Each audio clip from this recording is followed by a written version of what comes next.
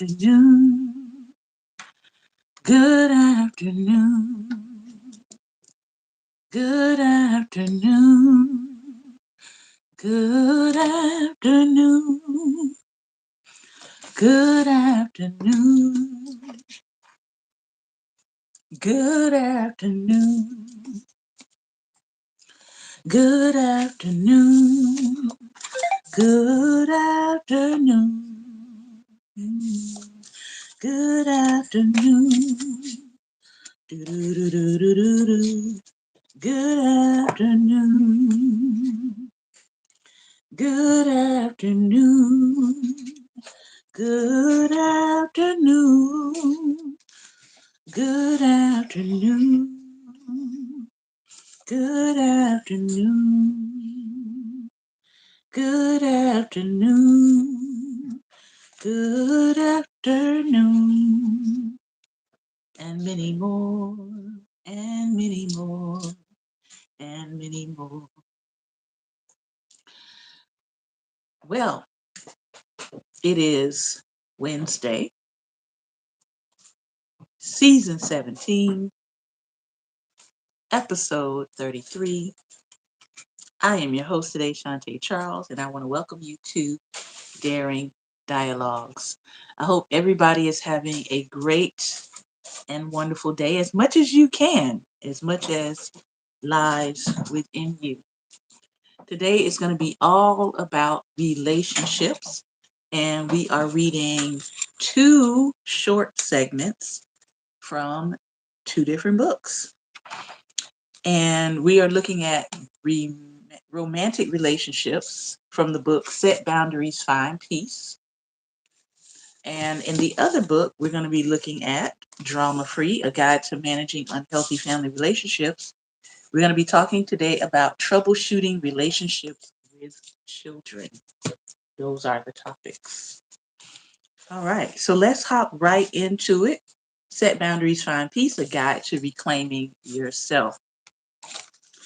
The last place that we stopped, we were talking about how poor communication is the leading cause of divorce and breakups. And so we talked about things that you might want to have conversations about before you get involved in a romantic relationship for the long haul. We talked about fidelity, questions around fidelity, questions around finances, questions around household and roles and responsibilities, questions around children, and then how do you handle people from the outside when it comes to your relationships. So today we're talking about how assertiveness minimizes miscommunication and recurring arguments. Now, does every relationship have those times where there are arguments or there are disagreements? Yes. And so it really does depend all on how you argue. Most people call it fighting fair. Are there some rules around how you have disagreements? For example, not raising your voice at each other, not calling each other out of your names, those kinds of things. So let's take a look at what the author is talking about here when she talks about minimizing miscommunication and minimizing recurring arguments. Here we go. Speaking up is hard, especially if your underlying belief is that person won't care, they will not honor your requests, they will not take you seriously, they will not understand you, it won't help anything, or you don't want to be mean. In healthy relationships, communicating your needs is welcomed and respected. In unhealthy relationships, people ignore you, push back, or even challenge your boundaries. We have already explored what to do if your relationship is not healthy. So let's assume that your lack of assertiveness is based on fear. In my sessions with couples, I've been surprised how much they hold back from each other because they fear what the other person might say. Janice and Sarah sought therapy because one person wanted more intimacy. When I asked the couple, how often would you like to have intimacy? They both said the same thing, 2 to 3 times a week. This happens so often. Why? because instead of finding a solution, most couples quarrel about the problem instead of stating, I want this or that 2 to 3 times a week. Then following that statement up with initiating, most couples, rather than doing so, resort to arguing. Being assertive sets an expectation for your partner. You're no longer simply reacting to every problem, you're proactive about the issues in your relationship. When you're faced with a challenge in your relationship, ask yourself, number one, what is the real problem? Is it a lack of communication? What is my need? Number two. Number three, how do I need to communicate with my partner? Number four, what can I do to ensure that my need is met? And number five, what do I want from my partner to meet my needs? So I want you to think about that as you go into the week. Are you actually communicating your needs to avoid misunderstanding? Are you asking yourself what the real problem is? Are you communicating what your need is? Do you even understand what you need? How do you communicate with your partner? What can you do to ensure your need is met? And what do you want from your partner in order to meet your need? And now we're hopping over to our next book because we are starting this chapter rather than being in the middle of it. We are on chapter 13 in Drama Free, and the topic is troubleshooting relationships with children. Now, I find this to be helpful because whether you have birth children, whether you're the cool auntie or the cool uncle, whether you work in an environment with children, I think all of this is very helpful. So if you service children, if you have children of your own, you have extended family members that you treat like your very own children, I think the information here is helpful. So let's look at this first scenario from Dr. Glover's book.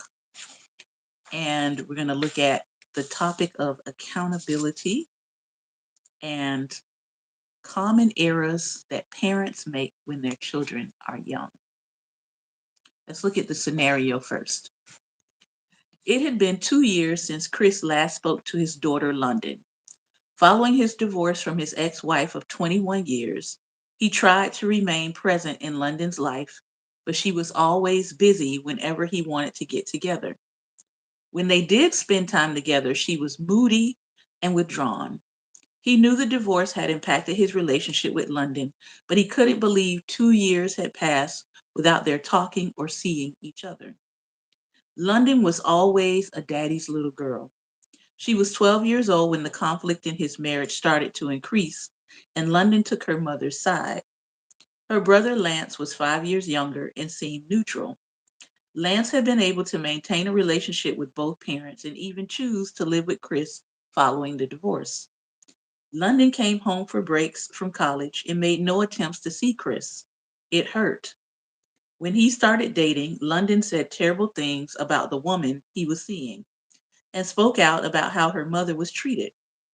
One day, London stopped responding to her father's calls.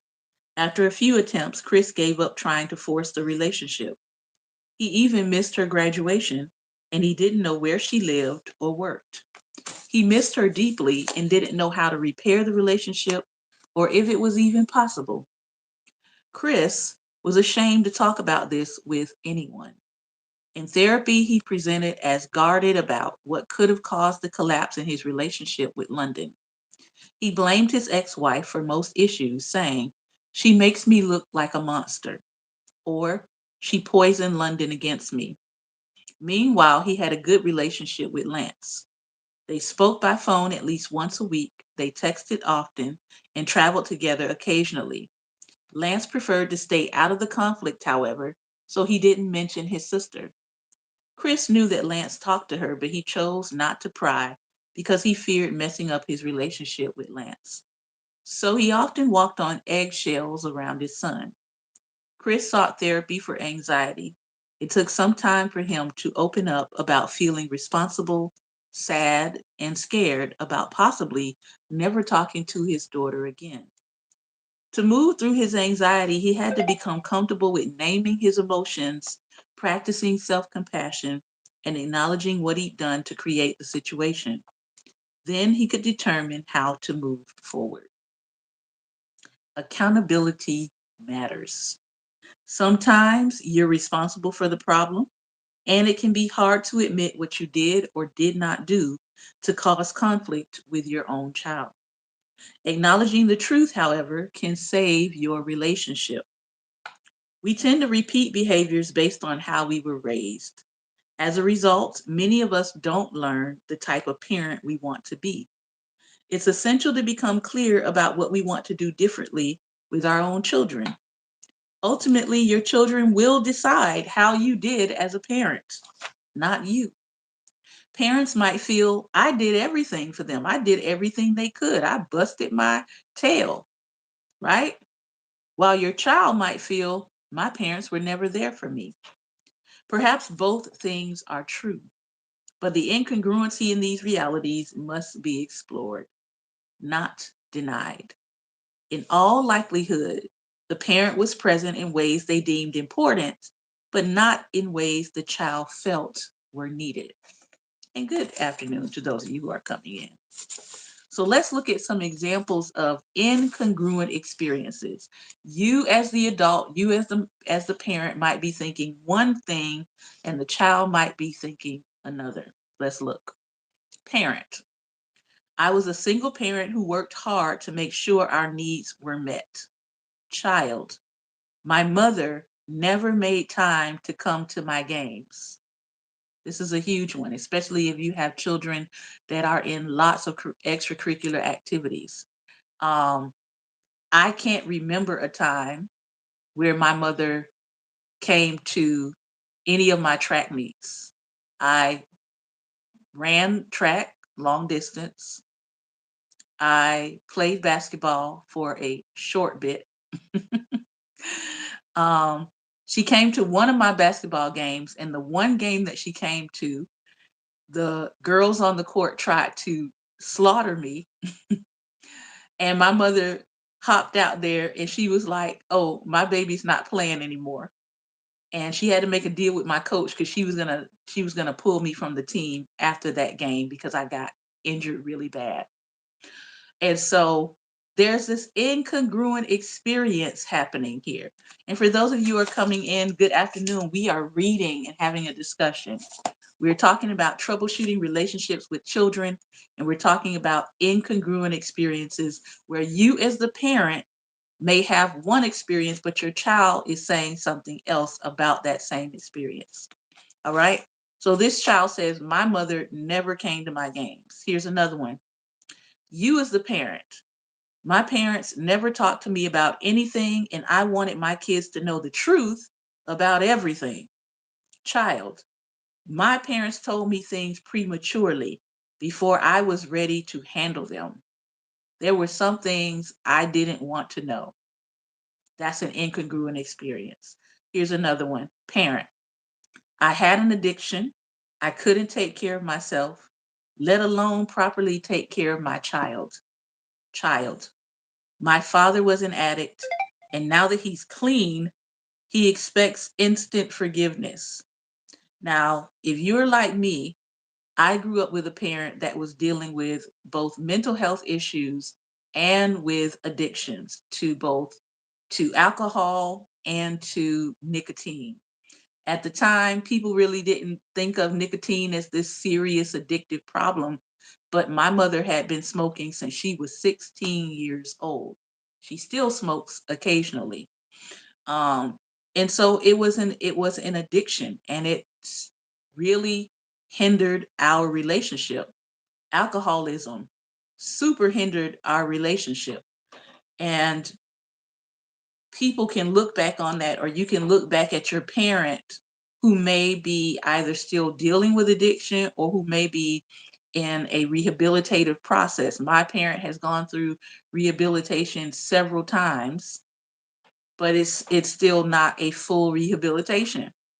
And so you can have a child that says, well, they expect instant forgiveness for all of the stuff that they put me through as a child while they were off being inattentive, neglectful, not remembering things, not being responsible, having to be the adult the child having to be an adult because the parent was not in a position to actually play that role due to addiction, right? Here's another one. My child had a great childhood. I always made sure they were happy, right? That's the parent experience. Child, my parents didn't ask me how I felt.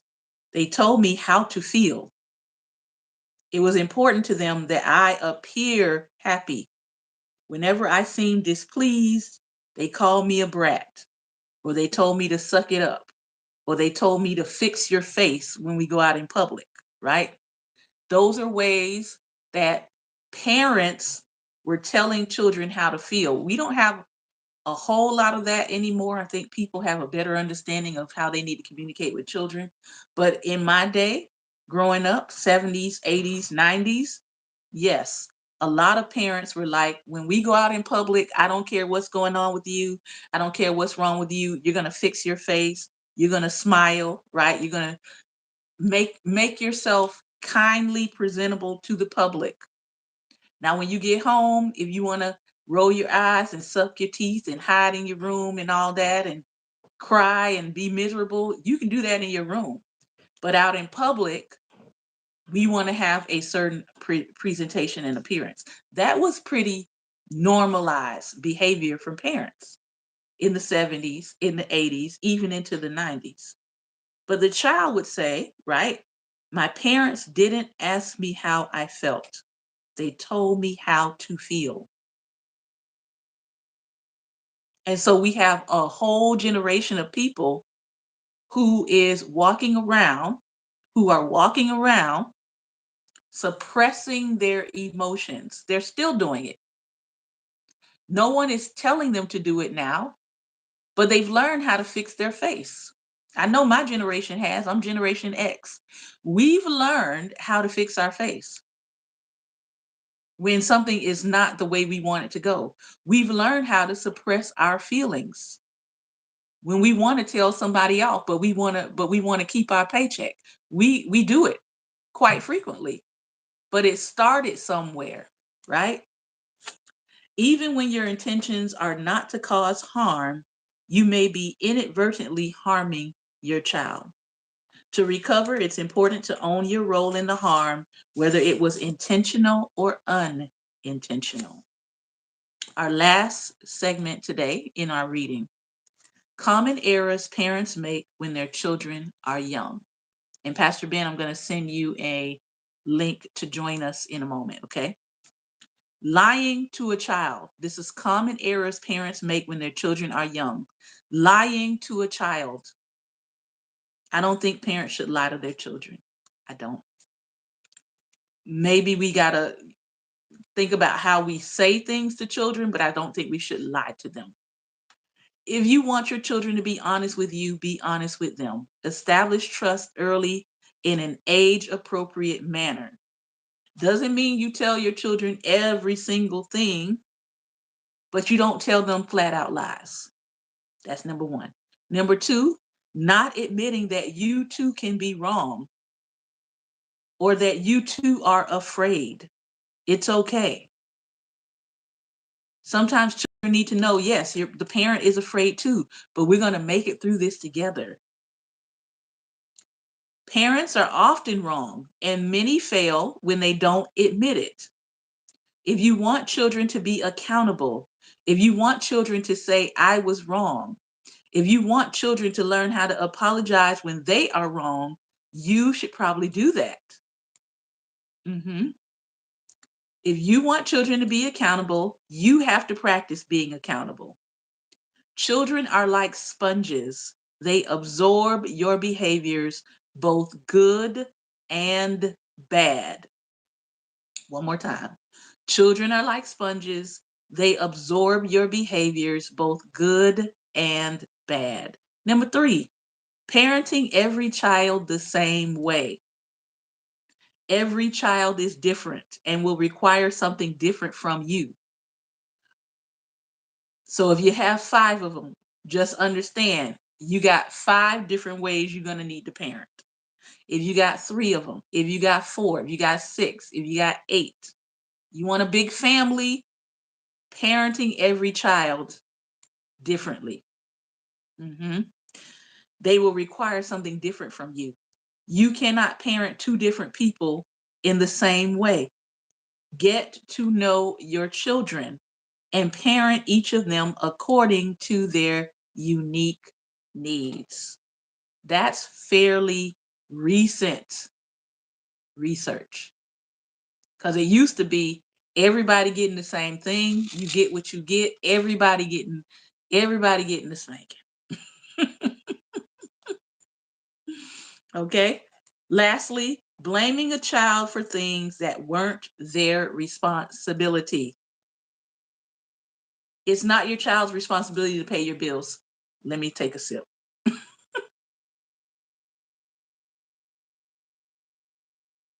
The lights are off.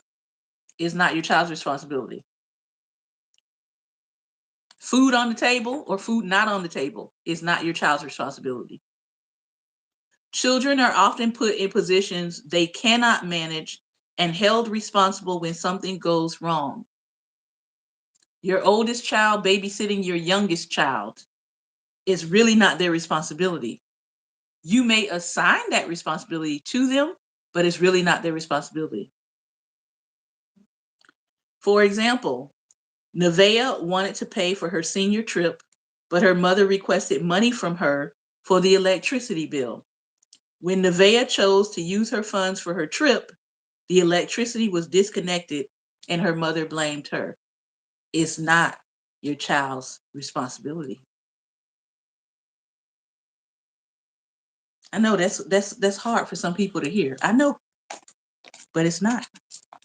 When we come back on next week, we're going to look at early bonding, and we're going to look at how divorce and breakups change relationships for both young children and adult children. All right, let's get some talk back going, hopefully. All right. Let's try.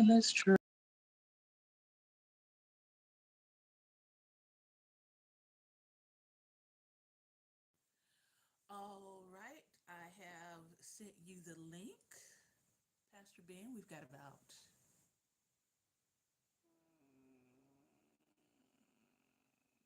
what do we got?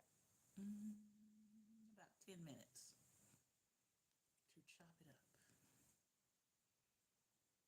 Let me put my timer on.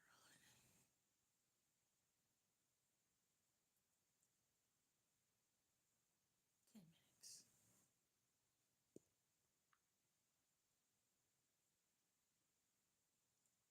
And here we go.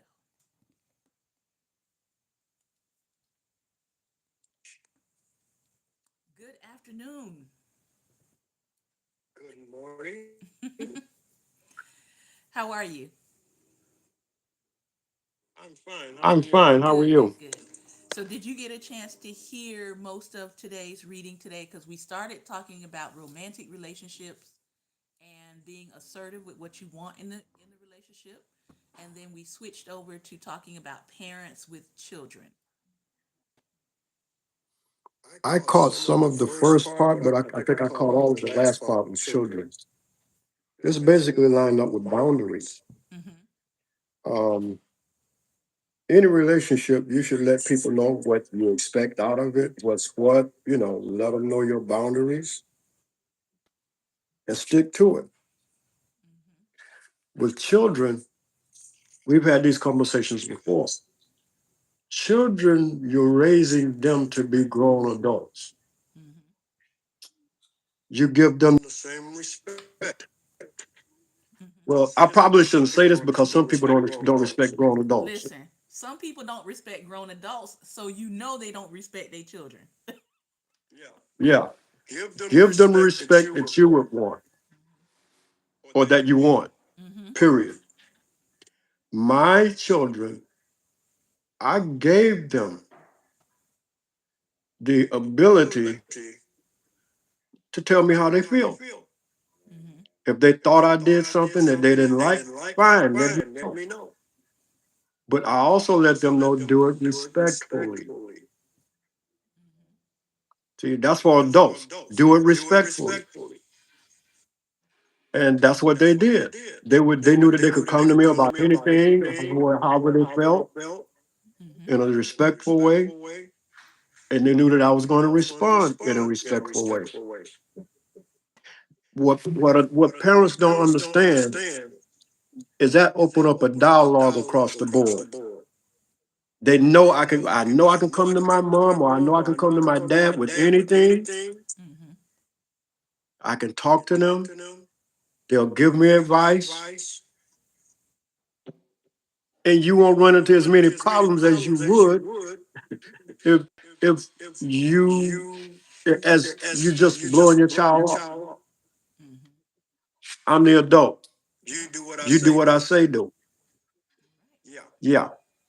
You didn't You like didn't it. like it. What makes you What think makes you your think your child would child like would it? like it? And that's a good point, because sometimes I think to myself, have people forgotten what it was like to be a child? I don't know. It's something about that for me. I always, because I work with children, right? I've taught pre-K all the way from, so I've taught up from 3 years old to my oldest student being 72. So I have a wide range, but when it comes to children, I always try to think to myself and remember what it was like to feel like a child, to feel like Mm-hmm. I had to lean on someone else, I had to depend on someone else, I had to ask permission from someone else. Someone was usually trying to regulate how I spoke, my behaviors, sometimes even my thoughts, right? And then I think about, how did I feel when those things were being regulated? Did I feel like a person? Did I feel like a human being? Or did I feel like the extension of someone else? And I think Mm-hmm. I think that's part of the problem, that you have parents that feel like their children are an extension of themselves rather than their own individual self. So they're not Mm-hmm. raising them to be an individual, they're raising them Right. to be an extension of themselves, meaning Mm-hmm. how you show up in the world reflects more on me. So I'm not really thinking about you at all. I'm just thinking about my reputation and how things look versus what it is you actually need in order to be Mm-hmm. the best you that you can be in the planet. Mm-hmm. That's what I've come to find out. And then I've run across people that have said they don't have no rights. They don't have no rights. They don't get to tell me what they want. They don't get to tell me anything. They do what I say, or it's the highway, pretty much. And I'm like, you do realize they're going to have to become an adult at some point, and they're not going to know how to operate in the world because you have done all the thinking for them. Exactly. And then when they get taken Exactly. advantage of because you have not taught them how to think for themselves, then you're going to be upset about that. But it's like, Mm-hmm. but how did you raise them? You raised them to always look to you for everything, for every answer, for how to be, for what to choose in life, for what school to go to. Like, they're always looking outside of themselves. Mm-hmm. Listen, I taught mine how to make decisions. Some people might say, "Oh, well, no, no, you don't do that." Yes, you do. If you can give them two good decisions to make, guess what? They're going to choose. They're going to make a good decision. They can't make a bad one. Then you can graduate from there. See, it's not It's like not throw it like all throw on it them at all on one them at time one time because they're not because going to they're be able to not do going it to be able to do it overnight. You're gradually You're raising gradually them raising them to leave the to nest leave the nest and to be able to and to stand be and able to function stand on and their function own. on their own. That's the bottom That's the line. bottom line. You start You teaching start them teaching how them how the to responsibility of responsibility of finances. finances. Yeah. My My son son used to used to say he go, he was was like like seven, 7, eight 8 years years old. old. He He would would go go down down to to the the neighborhood neighborhood library. library. I I knew the knew the librarian, librarian, our family family knew knew the the librarian. librarian. Him Him and and his his cousin, they cousin, would they would rearrange the rearrange the books, books, put the put the books where books they're where they're supposed to go supposed to and go all and that all that stuff. stuff. She would She give would him give him $5. $5. He would He bring would that bring that $5 $5 home, home, give it to give me it to to me to keep keep for him. for him. I was I his was his bank. bank. I I did did not not touch his touch his money. money. Right. It was It my was my responsibility to responsibility to raise him, raise him, to be to be financially financially responsible responsible for him. for him. His His money was money his was his money. money. Whenever he Whenever he decided he decided wanted he to do wanted to do something with something his with his money, money, it was it his was his money. money. See, See, so I would so I give would him give his him money, his money, but he but he also also understood that when understood he that when he spent spent his money, his money his was money was gone. gone. He knew He that. knew that. So he didn't So he come didn't back and come say, back and "Well, say, Daddy, well, I Daddy, want I want $5 of my $5 of my money money to go to go because you know because your you know money your is money is gone." gone. We kept We kept a record. record. We kept We track kept of it, track of it, just like you just do like with you the do with bank the bank statement. statement. You keep track. Like I said, he Like I was said, like he was six, like 7 years 6, 7 years old old when I And was when I see, was doing this. doing this. and He see, was he was. He was learning. that's great because I did not develop, I would say, I did not develop a real money sense until my early teens when Mhm. I started working. So I started working at 13. And even in me trying to save money, I still had the parent, because of addictions, right? I still had the parent that said, give me some of your money for cigarettes, give me some of your money for alcohol. And I was like, I'm not giving you money for your addictions. Now, did we get into it all the time about that? We absolutely did, right?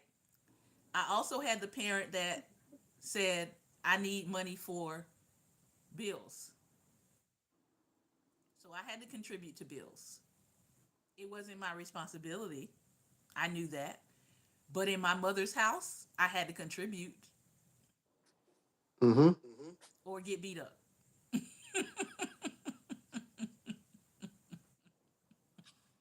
I mean, I'm laughing about it now, but it wasn't so funny then. So, but I Mhm. was like, I'll give you money for bills, but I'm not giving you money for alcohol and cigarettes. Like, we're not doing that.